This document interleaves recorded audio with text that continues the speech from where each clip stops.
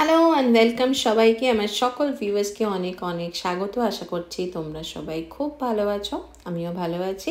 চলো তাহলে প্রথমে আলাপ পর্বটা সেরে নিই। আমি নবনীতা, আমি থাকি ইন্ডিয়াতে, বাট এখন আমি আছি অস্ট্রেলিয়াতে।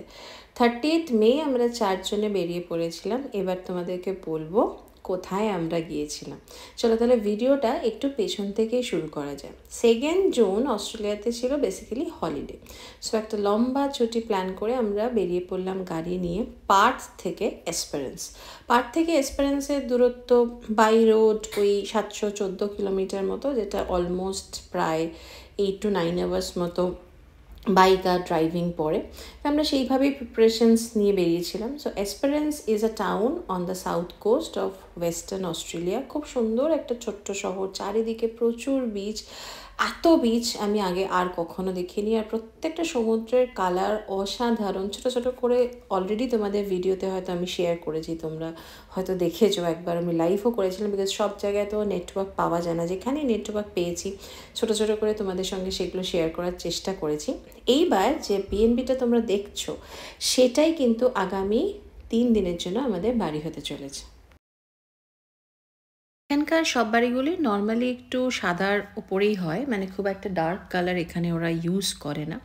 আর পার্টিকুলার এই বাড়িটার কথা যদি বলো, এখানে সমস্ত রকমের অ্যামিনিটিস দিয়ে সাজানো ছিল।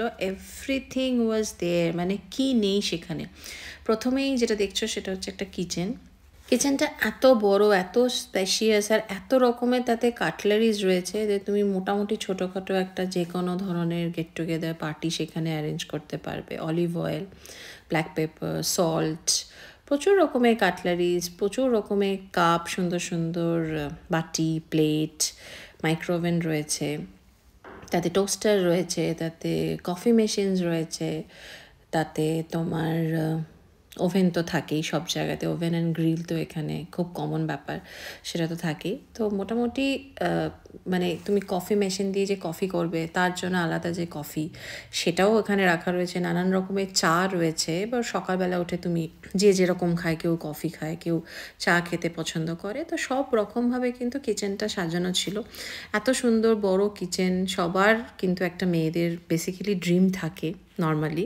ওয়াশরুমটাও ছিল হিউজ, আর প্রত্যেকটা বেডরুমের থিমই ছিল মোটামুটি হোয়াইট অ্যান্ড ব্লু। যেহেতু এটা একটু সি বিচ এরিয়া, সেই জন্য দরজাতেও সেরকমই একটা ব্লু কালারের আলাদা করে একটা ওয়ালপেপার মতো লাগানো ছিল। তো এই জিনিসগুলো, ছোটো ছোটো জিনিস আমার খুব ভালো লেগেছে। আর স্পেশালি প্রত্যেকটা ঘরে যে ছোটো ছোটো করে ওয়াল হ্যাঙ্গিং লাগানো ছিল বা ফটো ফ্রেমগুলো ছিল, সেগুলো কিন্তু খুবই সাধারণ, হয়তো জাহাজের ছবি বা অন্য কিছু, কিন্তু সেগুলো এত সুন্দর থিমটার সাথে গেছে। প্রত্যেকটা জিনিস ভীষণ অ্যাস্থেটিক।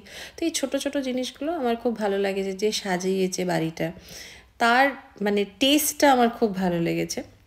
আরেকটা জিনিস আমার ভালো লেগেছে, সেটা হচ্ছে ওনারের এত ভালো হসপিটালিটি দেখে, যে আমাদের জন্য একটা লিন্ডের পুরো চকলেট রাখা ছিল ওখানে ফ্রিজে, এক জাগ ঠান্ডা জল, তার সাথে মিল্ক যদি কেউ কফি বানায়। তো এই ছোটো ছোটো জায়গাগুলোতেই তারা নজর দিয়েছে যে একজন বাড়িতে আসলে, এই বাড়িটা যখন তারা 2 দিন বা 3 দিন এসে থাকবে, যাতে কোনো রকমের অসুবিধা না হয়, বাড়িটা যেন একদম নিজের করে নেওয়া যায়, সেই ছোটো ছোটো জায়গাগুলোতে খুব নজর দেওয়া। আমরা নিজেদের বাড়ি হয়তো মেবি এত সুন্দর করে সবসময় সাজিয়ে রাখতে পারি না।